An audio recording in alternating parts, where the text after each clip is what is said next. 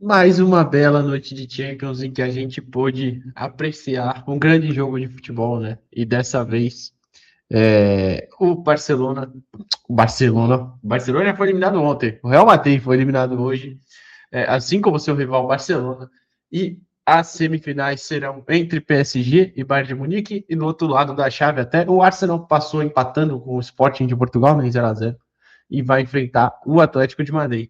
Inclusive, ontem a gente fez um vídeo aqui no canal falando sobre esse Atlético e Barcelona, e hoje vamos falar sobre Bayern de Munique e Real Madrid 4-3, um jogo que foi igual uma luta de boxe, né? A todo momento trocação, os times se agredindo, e eu acho que passa muito por algumas situações, então até quis gravar aqui no PC direto para compartilhar a tela, mostrar o campinho, especialmente o time do Bayern e tal, para a gente falar de algumas movimentações que eu acho interessantes, que até já comentamos em outros momentos e tal, mas enfim.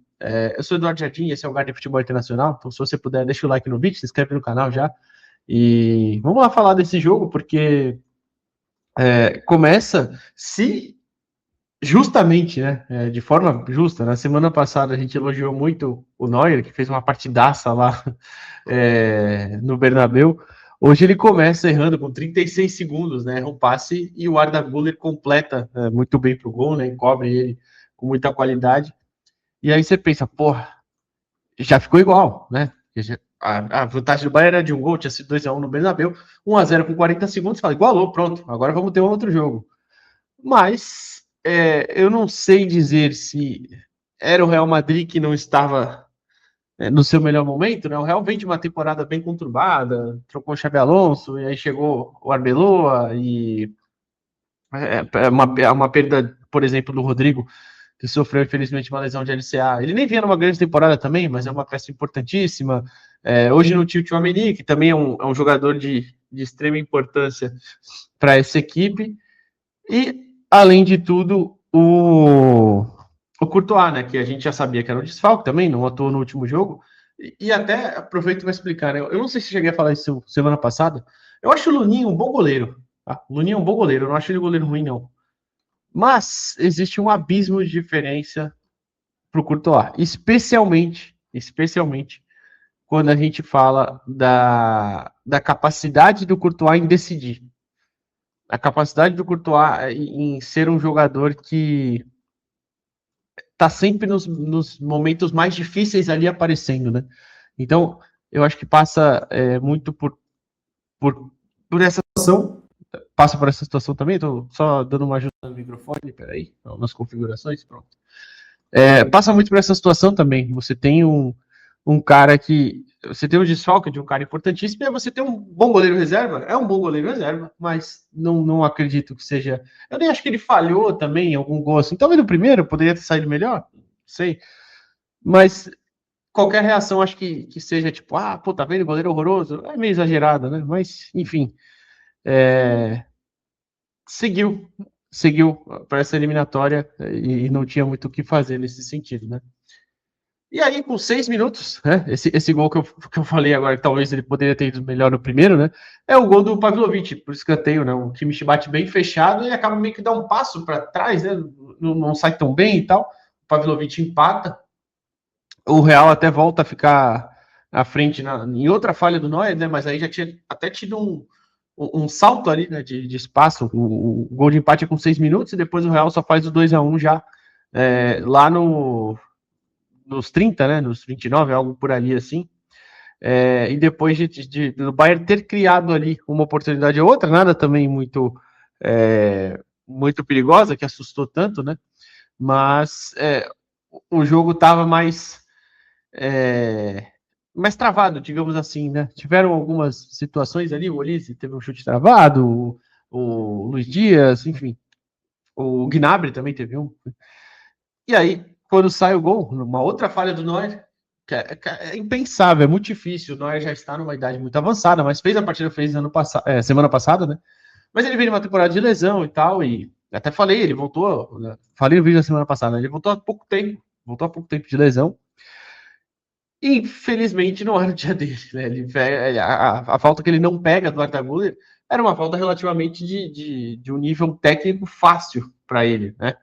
e ele acaba espalmando para dentro do gol. Uma falta que até é bem cobrada, né? É cobrada perto do ângulo pelo Arda Güler, mas nem teve tanta força assim. Não foi uma falta que fez uma puta curva, tipo, tirou ele da situação, não. Tanto que ele chega com uma mão, acaba que não faz força suficiente e espalma para dentro. E ainda na primeira etapa saem mais 2 gols, né? E parece que foi um jogo que ficou essa trocação. Parecia que quando um time instigava o outro, né? Tipo, o Real fazia um gol, o Bayern ia lá e já respondia. Quando teve essa pausa, por exemplo, que eu citei, desde o empate do Bayern até o 2-1, foram finalizações já menos perigosas e menos situações de gol em que ambas as equipes assustaram, né? Uma a outra. E aí tem o gol o gol de empate novamente do Harry Kane, numa bela jogada do Upamecano, que, aliás, fez uma partidaça. Semana passada ele sofreu, apanhou da bola, né? Fez um lance lá que ele quase entrega a paçoca, aquele que o Vini toma a frente dele, o Neuer bate para fora. Hoje ele fez uma partidaça dentro das limitações dele, marcou muito bem quando o Vini caía por ali, quando o Mbappé caía por ali, e dá uma assistência muito bonita para o Harry Kane, né, no gol de empate 2-2, que ele vai levando aquela bola, e aí até uma cornetada aqui nos jogadores de meio do Real Madrid, né? O Real jogou com uma formação em que tinha Bellingham e Valverde por dentro, né? O Güler também estava por ali, mas ele acaba fazendo mais o lado esquerdo ali, um pouquinho mais avançado, né? E aí o Upamecano vai subindo com uma certa tranquilidade. Ele carrega a bola, conduz. O Valverde e o Bellingham estão olhando. O Bellingham ainda aponta e ele acerta um belo passe, o Upamecano para o Kane, que domina, espera o Militão meio que escolhe cair, né? Ele tira longe do Rudiger, ele bate muito bem no canto. Uma qualidade espetacular, né? Um centroavante de outro nível. E aí o Bellingham reclama que ninguém estava perto. Ele faz assim, né? O gesto de tipo, tá grudado. Mas, pô, aí também o Verde, enfim, outros jogadores deixaram o Upamecano subir e tocar essa bola para dentro da área rasteiro. O que é um zagueiro que nem é lá um grande passador, né? Não tem grande qualidade assim, mas fez uma bela jogada, saiu o empate. E aí depois o Mbappé faz o terceiro ainda, tudo isso ainda no primeiro tempo, né? Com 42, uma bela escapada do Vini. Ele acha um passe por dentro no Mbappé. O Mbappé entra na área, o próprio Upamecano não alcança ele na velocidade, mas é por isso que eu falei, dentro das limitações de uma boa partida, é difícil você pegar o Mbappé em um campo aberto, né? Tipo, o Vini tá com a bola lá do lado esquerdo, o Jonathan tá, né? Tá na marcação com ele, e o Mbappé dispara, né? Dispara só para receber. Aí você quebra o cara, né? O Upamecano até correu atrás e tal, mas não alcançou. Ele sai cara a cara com o Neuer, ele faz o gol. Ele que já tinha perdido uma outra chance, que o Neuer faz uma defesaça, né? É um chute do Mbappé de dentro da área, quando ainda tava 1-1. Então, por isso que foi muito dessa trocação, né? O primeiro tempo inteiro nesse sentido. E aí, na segunda etapa, o jogo, pelo estilo que as duas equipes atuam, né? O Real opta mais por transição mesmo, por deixar Mbappé e Vini mais livres. Aliás, nenhum dos dois fez um grande jogo hoje. As principais chances saíram dos pés do Mbappé, mas eu não achei que foi um grande jogo. Acho que é um cara que pode entregar muito mais do que entregou hoje. O Vini, então, nem se fala. Ele até dá assistência, mas fez um jogo bem abaixo do que ele pode produzir.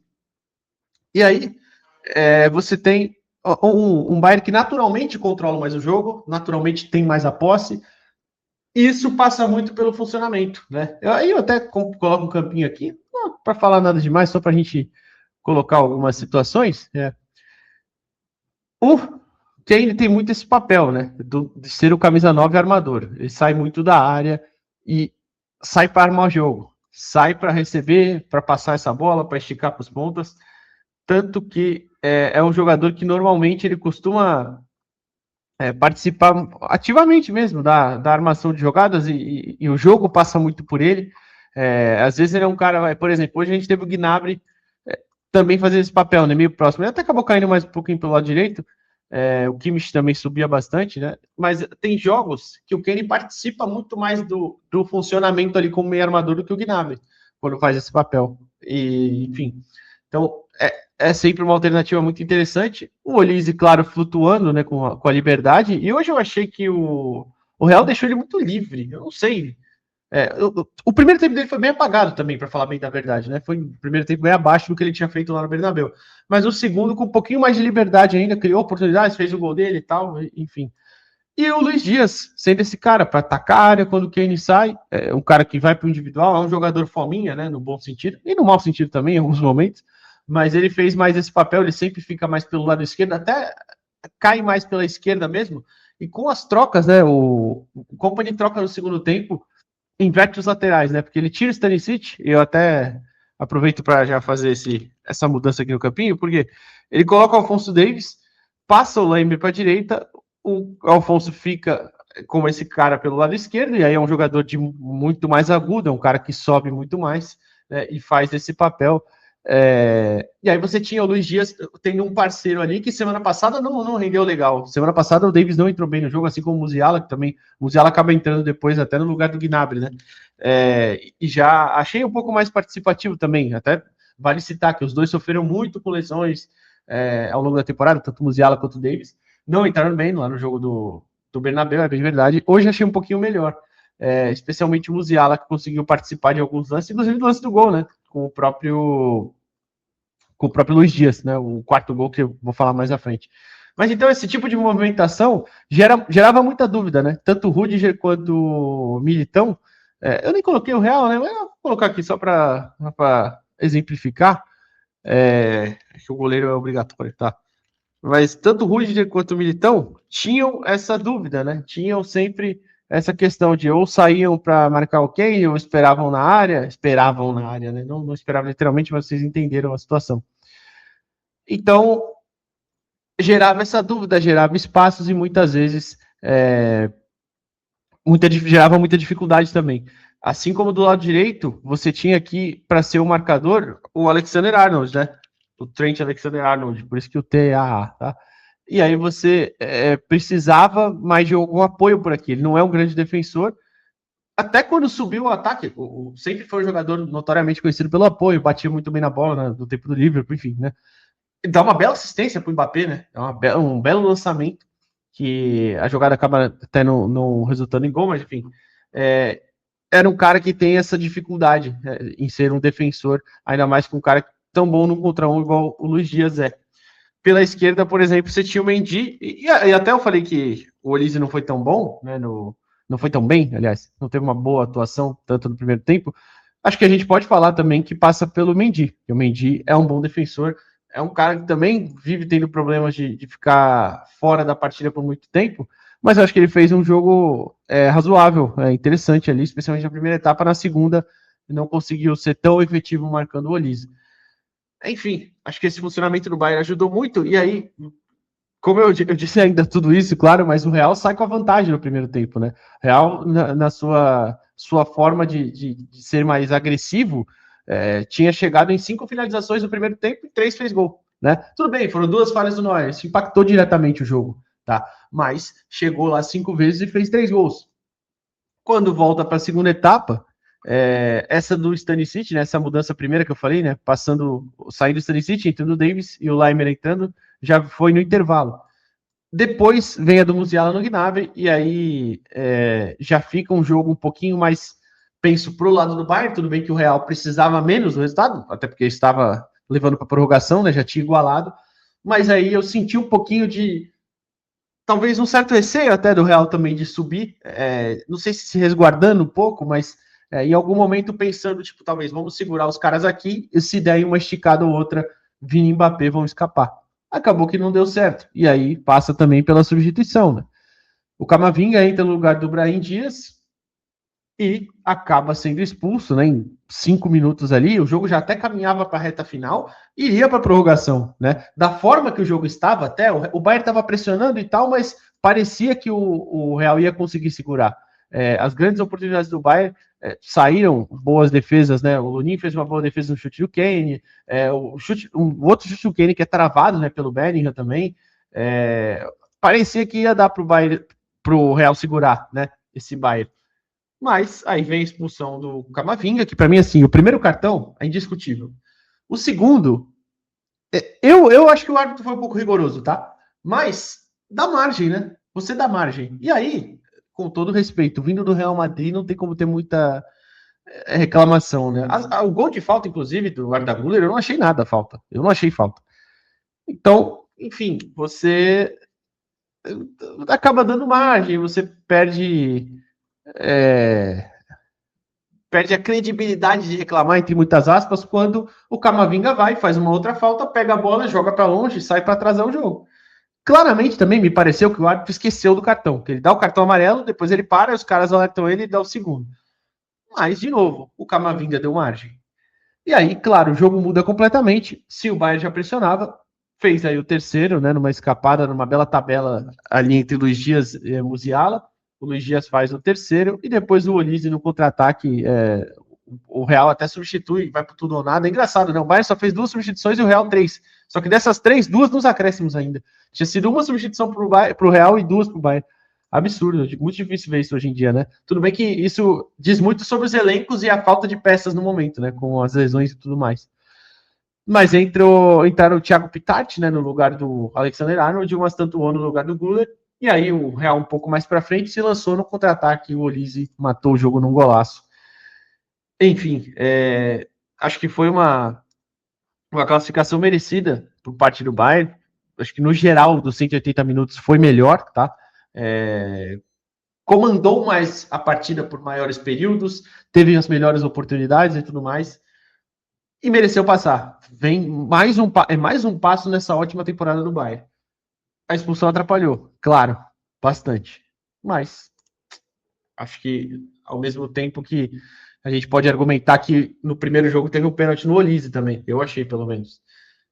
Enfim, a temporada acabou pro Real praticamente, né? Tem 9 pontos de distância pro Barcelona para tirar em 8 rodadas ou 7 de La Liga, deixa eu ver, acho que são 8. Não, 7. Bem difícil de acontecer isso, né? Já saiu da Copa do Rei, saiu agora da Champions League. Então a temporada acabou. Tem que ver se vai ficar com a Arbeloa, né? Pro ano que vem, se vão manter ele, se vão trocar o técnico. Eu acharia que vão contratar um técnico, tá? Não vejo a Arbeloa ficando por uma temporada desde o início. Mas não sei, pode ser só impressão minha.